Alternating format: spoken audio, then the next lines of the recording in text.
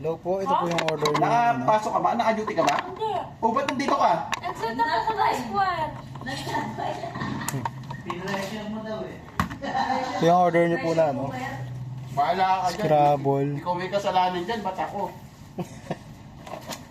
Ang mali ni King eh. Pinakausap pa sa akin eh. Madali lang naman yun. Pinakausap pa sa akin. Ay, sasabihin ko ang totoo. Busy si King. Diba, nandito yung customer. Sagutin mo. Hindi mo nasagot ng ayos. Ano na yung ano? Hindi ko naman alam Maghihiwalay na yan, maghihiwalay na yan.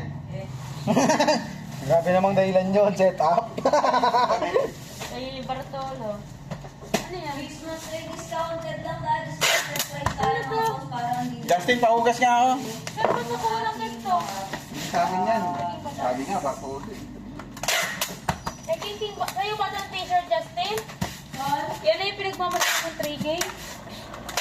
Yung nasa likod? Justin, Grabe, overvalue yun ah.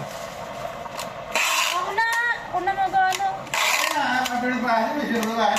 Narinig ba ako? Narinig ako? Nasa na yung baso mo?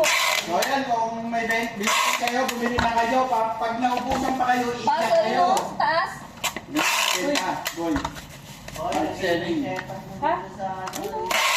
Yung baso na sa Ha? bakang taas.